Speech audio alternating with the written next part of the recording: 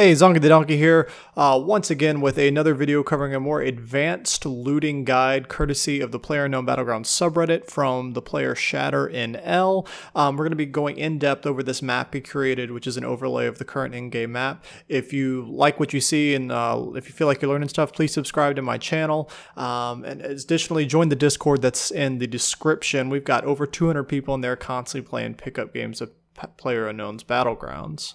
Yeah, so here is the map right here. This is linked from Imager, once again courtesy of ShatterNL, and this is going to go over several things. And we're going to zoom in here on the map key. It's talking about 100% vehicle spawns, a random chance for a vehicle spawn, high percentage gun loot, boat spawns, and then just overall for basically top tier gear down to bottom tier gear going red, yellow, blue.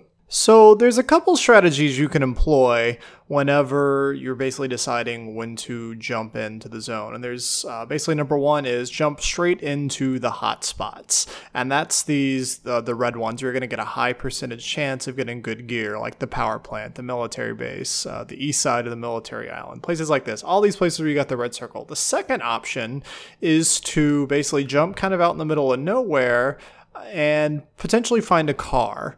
And that's actually something I've really been liking to do lately. Say, for example, if the plane takes a really odd path, say from west to east, maybe over the channel between the military island and the mainland, you can grab one of those cars and maybe come up to the Asmaya or the gun range or the Georgia Pole container is one of my favorite spots and loot from there. So I would recommend you use this map. If you have a second monitor, basically pull this map up on your second monitor and you can use this while you're in game to basically find those better spots and basically make a plan on the fly more quickly as the plane is traveling over. So let's talk a little bit more about the risk versus reward in game planning and using this map. So some things you need to consider is we talked about flight paths for the plane, whether they may be going, from the southwest to the northeast or maybe straight across the channel.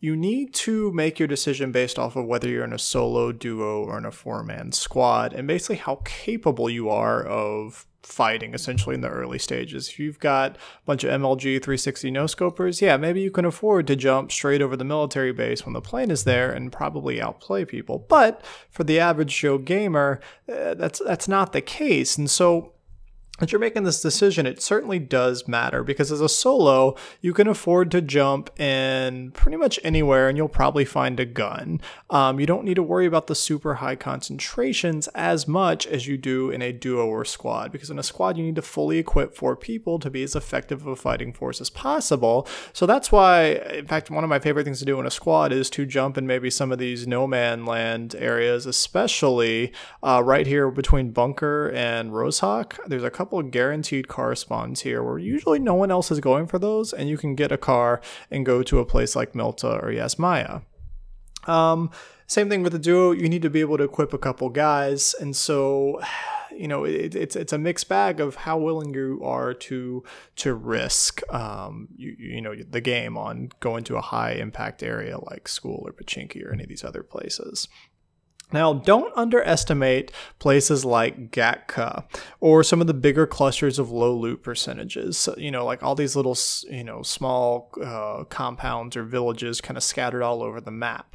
And the reason I say that is, there's a lower chance of getting high-end gear there, but that doesn't mean there's no chance of getting gear there. And especially places when we're talking about maybe here on the West Coast, on this north-south road, there's quite a few buildings that very rarely ever get touched, aside from maybe if the circle is closing in over there. So you can usually, it may take a little bit more time, it's not going to be as efficient, but this is that whole risk and that whole risk versus reward scenario. This may work out for you guys if you want to play a more passive style, perhaps landing in one of these villages.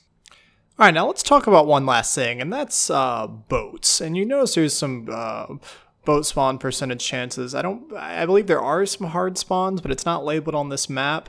And the boats I find are most often used kind of when the first couple circles, especially when the circle is overlapping these channels. And just kind of strategy wise, you can get away with boats a lot easier in solos than duos or something else, because the boats are so vulnerable, especially if you're going to be traveling like across the bridges and maybe try and go to Primorsk or the power plant. And really need to be careful when you're taking boats as a squad, because lots of people like to hang out in the rocks and on the edge of Military Island. I've had a few games where I've literally shot all 4 people out of a boat, like no problem, and there's nowhere to hide. You're always going to be in the open. So just kind of keep that in mind when you're taking the boats. It is possible to swim across this channel too. Don't forget that.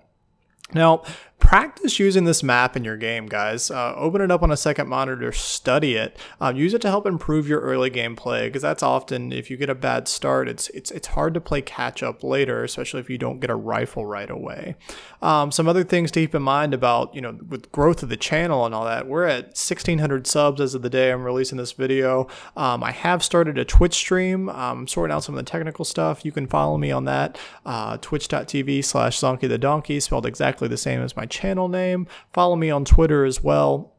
Leave me some comments. Tell me if you like this map. Once again, I got this from ShatterNL off the Playerunknown's Battlegrounds subreddit. And use this map to help improve your game, guys. Once again, this is Zonkey the Donkey. Thank you guys for watching, and I will see you guys out there in the battlefield.